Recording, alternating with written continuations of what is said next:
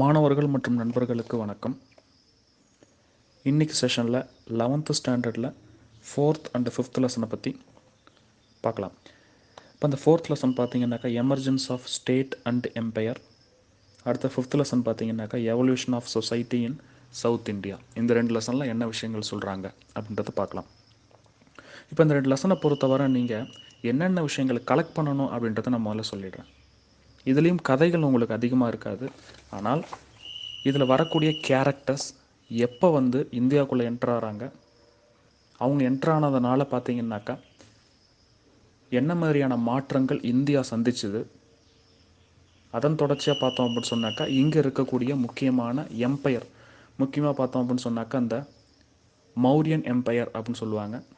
இந்தியாவிலேயே முதல்ல இந்திய கலாச்சாரத்திலேயே இந்தியன் டெரிட்டரியிலேயே தோன்றின ஒரு மிகப்பெரிய ஒரு எம்பையர் அல்லது ஒரு பேரரசு அப்படின்னு சொன்னாங்கன்னாக்கா இந்த மௌரிய சாம்ராஜ்யத்தை தான் சொல்லுவாங்க.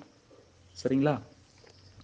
இப்போது இந்த லெசனை பொறுத்தவரை என்னென்ன லிட்ரரி சோர்ஸஸ் இருக்குது, அதோட ஆத்தர்ஸ் யார், வெளிநாட்டிலேருந்து பார்த்தோம் அப்படின்னு சொன்னாக்கா யார் யாரெல்லாம் இன்வேடர்ஸ் வந்தாங்க, அந்த இன்வேடர்ஸோட இம்பேக்ட் என்ன, அவங்களால ஏற்படுத்தப்பட்ட இம்பேக்ட் என்ன, அவங்கள்ட்டேருந்து இந்தியா என்னென்ன கற்றுக்குச்சு, இந்த மாதிரி டீட்டெயில்ஸ்லாம் இந்த 2 லெசன்லையும் கொடுத்துருப்பாங்க. அதில் குறிப்பாக அந்த ஃபஸ்ட் லெசனில் இந்த 4th லெசனில் பார்த்தீங்கன்னாக்கா அந்த மாதிரி இம்பார்ட்டன்ஸ் தான் கொடுத்துருப்பாங்க. சரி, இப்போ அதில் இருக்கக்கூடிய ஒரு முக்கியமான ஒரு சாம்ராஜ்யத்தை பற்றி பேசியிருப்பாங்க. அதுதான் மௌரிய சாம்ராஜ்யம் அல்லது மௌரிய பேரரசு அப்படின்னு சொல்லுவாங்க. நம்ம இதுக்கு முன்னாடி உள்ள லெசனில் மகாஜனபதாஸ் அப்படின்னு ஒரு வார்த்தை ஒன்று பார்த்துருப்போம். அவங்களாம் சின்ன சின்ன குறுநில மன்னர்கள். இவங்களெல்லாம் டிஃபீட் பண்ணிவிட்டு ஒரு முக்கியமான ஒரு வம்சம் ஒன்று இந்தியாவில் தோன்றுது. அதுதான் நந்த வம்சம்னு சொல்லுவாங்க. ரொம்ப காலகட்டமாக பார்த்தோம் அப்படின்னு சொன்னால் அந்த நந்தர்கள் வெளிநாட்டவர்களை உள்ளே விடாமல் பிளாக் பண்ணி அங்கே வச்சுருப்பாங்க. நார்த் இந்தியாவை தாண்டி சவுத் இந்தியாவுக்கெல்லாம் வரணும், லேண்ட் ரூட் வழியாக வரணும் அப்படின்னு சொன்னாக்கா இந்த நந்தாஸை ஃபேஸ் பண்ணிட்டு தான் ஃபாரினர்ஸ் உள்ளே என்ட்ரு ஆக முடியும். அப்போ அந்த நந்தாஸில் பார்த்தோம் அப்படின்னு சொன்னால் தனநந்தா அப்படின்னு ஒரு அரசர், அவர் தான் கடைசி நந்தா அரசர்னு சொல்லுவாங்க. அவர்கிட்ட ஒரு அமைச்சராக இருக்கிறவர் தான் பார்த்தீங்க அப்படின்னு சொன்னாக்கா சாணக்கியர்னு சொல்லுவாங்க.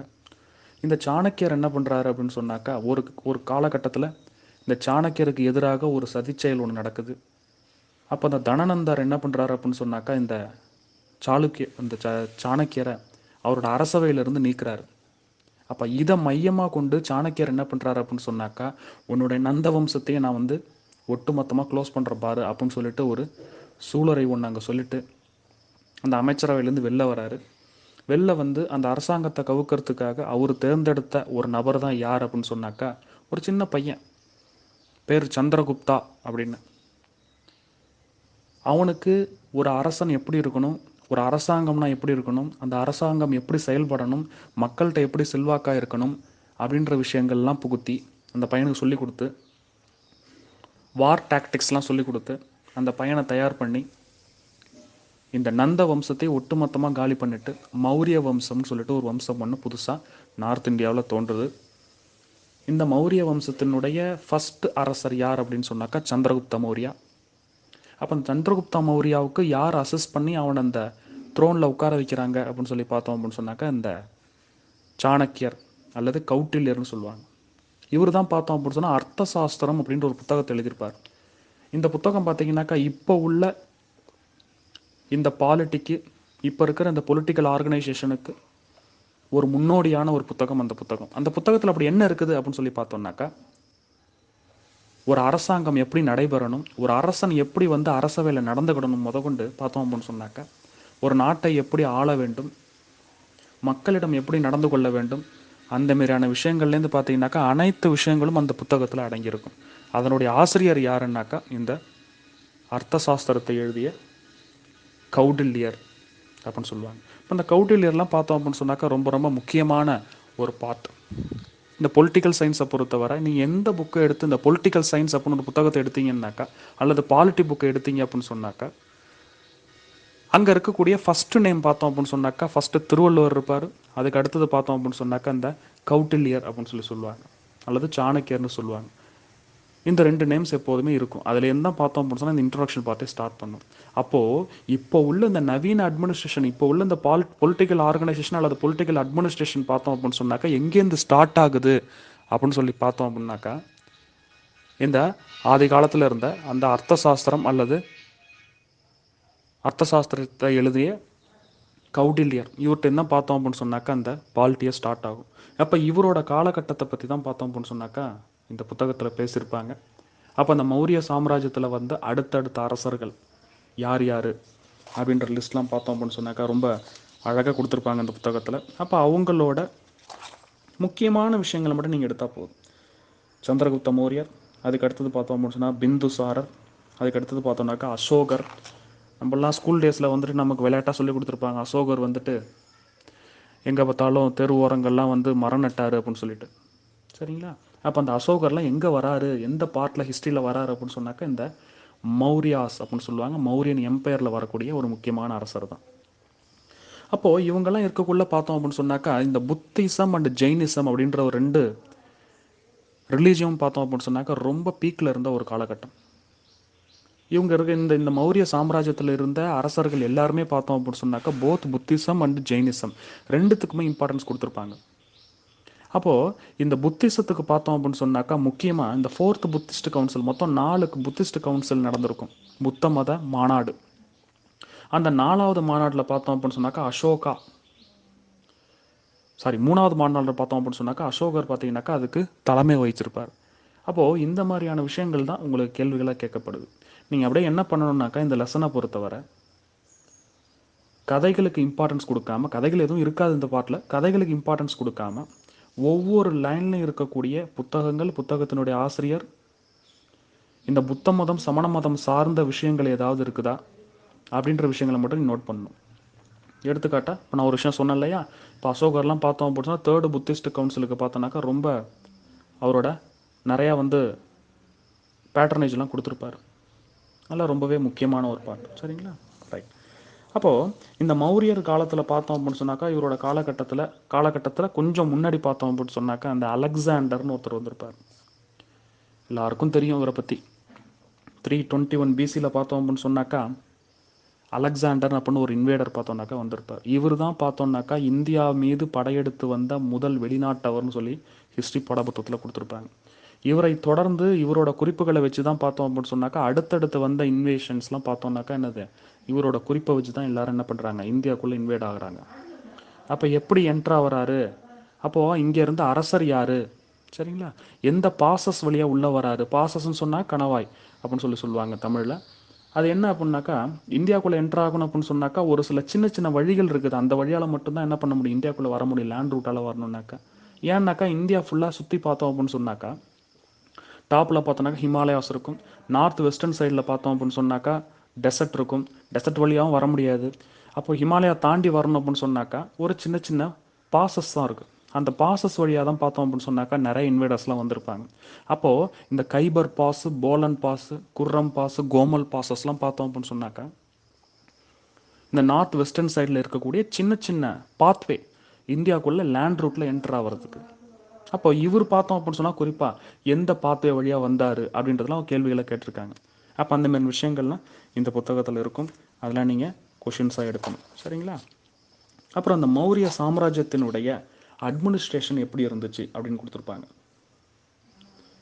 அங்கே இருக்கக்கூடிய அமைச்சரவை எப்படி அழைக்கப்பட்டது, அந்த அமைச்சரவையில் இருக்கக்கூடிய முக்கியமான பதவி வகித்த நபர்கள் பார்த்தோம் அப்படின்னு சொன்னாக்கா யார் யார், குறிப்பாக அந்த அர்த்த சாஸ்திரத்தை பற்றி கொஞ்சம் எலாபரேட்டாக கொடுத்துருப்பாங்க. அர்த்த சாஸ்திரம் அப்படின்னு சொல்லி பார்த்தோம்னாக்கா ஒரு 15 புக்கு 15 பார்ட் பார்த்தோம் அப்படின்னு சொன்னால் அவர் எழுதி வச்சுருப்பார். அப்போது அதில் உள்ள விஷயங்கள்லாம் பார்த்தோம் அப்படின்னு சொன்னாக்கா இதில் கொடுத்துருப்பாங்க. சரிங்களா? அதுக்கு அடுத்தது பார்த்தோம் அப்படின்னு சொன்னால் அசோகாஸோட எடிக்ட்ஸ், ராக்கட் எடிக்ட்னு சொல்லுவாங்க, கல்வெட்டுக்கள். அந்த கல்வெட்டில் இருக்கக்கூடிய விஷயம், ஒவ்வொரு கல்வெட்டுலேயும் இப்போ கல்வெட்டு நம்பர் 1 அதில் என்ன குறிச்சிருக்காரு, கல்வெட்டு நம்பர் 2 அப்படி அதில் என்ன குறிச்சிருக்காரு, இதெல்லாம் வந்து ஷார்ட் ஹின்ஸாக நீங்கள் என்ன பண்ணணும் அப்படின்னு சொன்னால் எடுத்துக்கணும். இதெல்லாம் கேட்பாங்க. இதன் தொடர்ச்சியாக பார்த்தோம் அப்படின்னு சொன்னாக்கா இந்த மௌரிய சாம்ராஜ்யத்தில் இருந்த சிட்டி ஸ்ட்ரக்சர், அவங்க யூஸ் பண்ண காயின்ஸ் அண்ட் கரன்சி இதெல்லாம் கொடுத்துருப்பாங்க. இதெல்லாம் வந்து நீங்கள் ஹின்ஸாக எடுக்கணும். சரிங்களா? அதான் படிக்கிறதுக்கு கொஞ்சம் உங்களுக்கு ஈஸியாக இருக்கும், திரும்ப ரீகால் பண்ணுறதுக்கு ஈஸியாக இருக்கும். கதைகள் இம்பார்ட்டன்ஸ் கிடையாது இந்த லெசனை பொறுத்தவரை. இதில் இருக்கக்கூடிய லிட்ரரி சோர்சஸ், முக்கியமான நபர்களை பற்றின விஷயம், முக்கியமான இன்வேடர்ஸ் யார் யாரெல்லாம் வந்தாங்க, ஃபார் எக்ஸாம்பிள் அலெக்சாண்டர், அடுத்தது பார்த்தோம் அப்படின்னு சொன்னாக்கா சைரஸ், இவங்கெல்லாம் பார்த்தோம் அப்படின்னு சொன்னாக்கா இந்தியாவுக்குள்ளே இன்வேட் ஆகிருப்பாங்க. அவங்களோட டீட்டெயில்ஸ்லாம் பார்த்தீங்கன்னாக்கா என்னது இதில் கொடுத்துருப்பாங்க. குறிப்பாக வந்து இந்த அசோகன் எடிக்ட்ஸை பற்றி நீங்கள் கொஞ்சம் எலாபரேட்டாக கொஷின்ஸ் நீங்கள் எடுத்துக்கங்க, ரொம்பவே உங்களுக்கு யூஸ்ஃபுல்லாக இருக்கும். அதன் தொடர்ச்சியாக பார்த்தோம்னாக்கா lesson number 5, evolution of society in South India. இந்த லெசனை பொறுத்தவரை மூவேந்தர்களான சேரர், சோழர், பாண்டியர் அவங்க காலத்தில் இருந்த முக்கியமான கலை, கட்டிடக்கலை, எழுத்து வடிவமான உள்ள ஒரு சில புத்தகங்களை பற்றி தான் பார்த்தீங்கன்னாக்கா இந்த லெசனில் ஃபுல்லாக பேசியிருப்பாங்க. அப்போ சேரர், சோழர், பாண்டியர் அப்படின்னு சொல்லி பார்க்கல, இவங்க பிற்கால சோழர்கள், பாண்டியர்கள் இவங்களை பற்றி தான் பார்த்தோம் அப்படின்னு சொன்னால் மேஜராக பேசியிருப்பாங்க. முற்காலத்துலையும் பார்த்தீங்கன்னாக்கா கொஞ்சம் பேசியிருப்பாங்க. அப்போது இதில் பார்த்தோம் அப்படின்னு சொன்னாக்கா என்னென்ன லிட்ரரி சோர்சஸ் இருக்குது, எந்தெந்த அரசர்களை பற்றி அந்த லிட்ரரி சோர்சஸ் பேசுது. சரிங்களா? கரிகாலன், இப்போ அவங்கள பற்றி பார்த்தோம் அப்படின்னு சொன்னாக்கா என்னது பதிற்று பத்து அப்படின்ற ஒரு புத்தகத்தில் பார்த்தோம்னாக்கா அந்த கரிகாலனை பற்றி பேசியிருப்பாங்க. பட்டினப்பாலை அப்படின்ற புத்தகத்தை பற்றி பார்த்தோம் அப்படின்னு சொன்னாக்கா அந்த சோழர்களை பற்றி பேசியிருப்பாங்க. சரிங்களா? அப்போ அந்த மாதிரியான புத்தகங்கள் யாரை பற்றி பேசுது அப்படின்ற விஷயங்கள்லாம் நீங்கள் நோட்ஸாக எடுக்கணும், கொஷின்ஸாக எடுக்கணும், கொஷின்ஸாக மேக் பண்ணுங்கள். அப்போ அந்த சங்க இலக்கியங்களை பற்றி கொடுத்துருப்பாங்க. உங்களுக்கே தெரியும், தமிழில் நீங்கள் படிச்சிருப்பீங்க, 10 பாட்டு 8 தொகை, 14 கீழ்கணக்கு நூட்கள், 14 மேல்கணக்கு நூட்கள்னு சொல்லி தனித்தனியாக படிச்சிருப்பீங்க.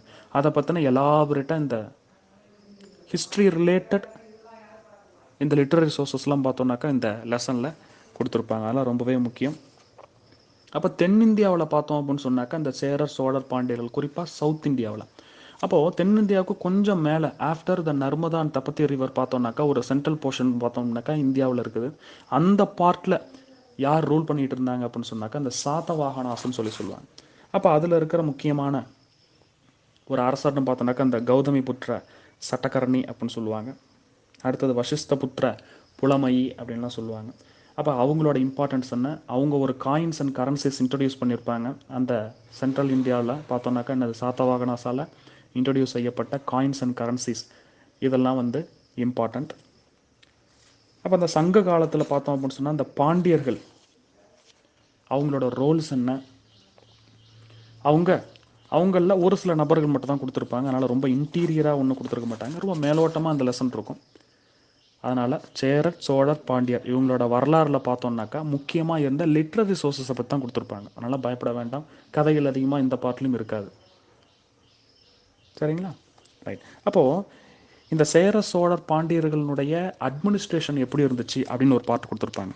இந்த பார்ட்டை பொறுத்தவரை அவங்க யூஸ் பண்ண முக்கியமான டேக்ஸஸ்லாம் என்னென்ன, சரிங்களா? அப்போது அந்த சேர, சோழர், பாண்டியர்கள் காலத்தில் பார்த்தோம்னாக்கா இருந்த வணிகர்கள் பெயர் என்ன, அதுலேயும் குறிப்பாக பார்த்தோம் அப்படின்னு சொன்னாக்கா உள்நாட்டு வணிகர்கள், வெளிநாட்டு வணிகர்கள்னு பார்த்தோம் அப்படின்னு சொன்னாக்கா 2 நபர்கள் இருப்பாங்க. அது எல்லாத்துக்கும் ஆன்சர் இங்கே தான் இருக்குது. நீங்கள் தேடுங்க, நான் கேட்குற கேள்விகளுக்கெல்லாம் ஆன்சர் இதில் இருக்குது, எல்லாத்தையும் தேடுங்க, அந்த கொஷின்ஸாக நீங்கள் மேக் பண்ணுங்கள். சரிங்களா? ரைட். அடுத்தது ஃபைனலாக பார்த்தோம் அப்படின்னு சொன்னால் தமிழ்நாட்டில் இருந்த பொலிட்டிக்கல் அட்மினிஸ்ட்ரேஷன் எப்படி இருந்துச்சு. சரிங்களா? இப்போது ஒரு ஒரு பெரிய ஏரியா அப்படின்னு எடுத்துக்கிட்டோம் அப்படின்னு சொன்னாக்கா, இப்போ பார்த்தோம் அப்படின்னு சொன்னாக்கா ஸ்டேட் இருக்குது, தமிழ்நாடு ஸ்டேட் இருக்குது, அதுக்கு அடுத்தது என்னது டிஸ்ட்ரிக்ட் இருக்குது, டிஸ்ட்ரிக்ட் அடியில் பார்த்தோம் அப்படின்னு சொன்னாக்கா டவுன் இருக்கும், டவுனுக்கு அடுத்தது பார்த்தோம்னாக்கா பஞ்சாயத்து இருக்கும். சரிங்களா? இந்த மாதிரி பார்த்தீங்கன்னாக்கா இந்த பொலிட்டிக்கல் ஆர்கனைசேஷன் இப்போ இருந்துச்சு. அப்போ ஆதி காலத்தில் இந்த தமிழ்நாட்டில் என்ன மாதிரியான பொலிட்டிக்கல் ஆர்கனைசேஷன்ஸ் இருந்துச்சு, இப்போ யாருக்கு கீழே அந்த பொலிட்டிக்கல் ஆர்கனைசேஷன்லாம் இருந்துச்சு. எடுத்துக்காட்டாக சொல்ல போனோம் அப்படின்னு சொன்னாக்கா கிழார் அப்படின்னு ஒருத்தர் இருப்பார், அவருக்கு மேலே பார்த்தீங்கன்னாக்கா வெளிர் அப்படின்னு ஒருத்தர் இருப்பார், அவருக்கும் மேலே பார்த்தோம் அப்படின்னு சொன்னால் வேந்தர்னு ஒருத்தர் இருப்பார். அப்போது இவங்களோட ரோல்ஸ் அண்ட் ரெஸ்பான்சிபிலிட்டிஸ் என்ன அப்படின்னு கொடுத்துருப்பாங்க. அதெல்லாம் நீங்கள் கேள்விகளாக மேக் பண்ணணும். சரிங்களா? அப்போ அதோடு பார்த்தோன்னாக்கா இந்த ஃபைனலாக இந்த புத்த மதம் மற்றும் சமண மதம் இதை சார்ந்த விஷயங்கள் தமிழ்நாட்டில் என்னென்ன இருந்துச்சு அப்படின்றதோட இந்த லெசன் முடியும். லாஸ்ட் பார்ட்டாக பார்த்தோன்னாக்கா இந்த களப்பிரர்கள் அப்படின்னு ஒரு ஆட்சி காலம் ஒன்று வரும். இப்போ இந்த சேர, சோழ, பாண்டியர்களுடைய முற்கால சோழர்கள், முற்கால சோழர், சேரர், சோழர், முற்கால சேரர், சோழர், பாண்டியர்கள் இவங்களோட ஆட்சி காலம் வந்து முடிவுக்கு வருது அப்படின்னு சொன்னாக்கா எந்த காலம்னு சொன்னாக்கா இந்த களப்பிரர்கள் பார்த்தோம்னாக்கா தமிழ்நாடு ஃபுல்லாக பார்த்தோன்னாக்கா ரூல் பண்ணியிருப்பாங்க ஒரு காலகட்டம். களப்பிரர்கள்னு சொல்லுவாங்க, கலபர்ஸ் அப்படின்னு சொல்லுவாங்க இங்கிலீஷில். அப்போ அந்த கலபர்ஸ் யார் அப்படின்ற டீட்டெயில்ஸ் இன்ன வரைக்கும் நமக்கு தெரியல. இந்த கலபர்ஸ் இல்லை களப்பிரர்கள் காலத்தை பார்த்தோன்னாக்கா இருண்ட காலம் அல்லது டார்க் ஏஜ்னு சொல்லுவாங்க. ஏன்னா அங்கே இருக்கக்கூடிய அந்த லிட்டரரி சோர்ஸஸோ இல்லை இந்த இடத்துல இந்த மாதிரியான ஒரு மிகப்பெரிய ஒரு அரசாங்கம் இருந்ததுக்கான ஒரு அதிகார சான்று நம்மள்கிட்ட கிடையாது. ஆனால் அந்த இடத்துல இந்த மாதிரியான ஒரு விஷயம் இருந்துச்சு அப்படின்ற ஒரு சின்ன டேட்டா மட்டும் நம்மகிட்ட இருந்திருக்குது. ஒரு கிட்டத்தட்ட ஒரு 250 to 300 இயர்ஸ் பார்த்தோம் அப்படின்னு சொன்னால் களப்பிரர்கள் பார்த்தோம்னாக்கா தமிழ்நாட்டை ஆண்டிருக்கிறாங்க. எப்போ அப்படின்னாக்கா இந்த முற்கால சோழர் சேரர் பாண்டியர்களுக்கும் பிற்கால சேர சோழ பாண்டியர்களுக்கும் இடையில பார்த்தோம்னாக்கா அந்த களப்பிரர்கள் அப்படின்னு சொல்லிட்டு ஒரு ஆட்சி காலம் ஒன்று தமிழ்நாட்டில் இருந்திருக்குது.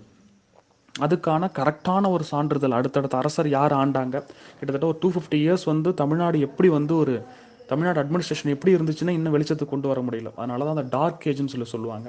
அப்போ அந்த காலகட்டத்தோட இம்பார்ட்டன்ஸ்லாம் கொடுத்துருப்பாங்க. இன்னும் ஈவன் சொல்ல போனாக்கா இந்த களப்பிரர்கள் காலத்தில் தான் வந்து திருக்குறள் எழுதப்பட்டது அப்படின்லாம் சொல்கிறாங்க. சரிங்களா? ரைட். இதெல்லாம் பார்த்தீங்கன்னாக்கா இம்பார்ட்டண்ட்டாக நீங்கள் என்ன பண்ணிக்கணும்னாக்கா கொஷின்ஸாக மேக் பண்ணிக்கணும். இந்த 2 லெசன்லேருந்து கொஷின்ஸ் எடுங்க. ஏதாவது டவுட்ஸ்னாக்கா நீங்கள் தாராளமாக கேட்கலாம். தேங்க்யூ. நெக்ஸ்ட் கிளாஸில் மீட் பண்ணலாம்.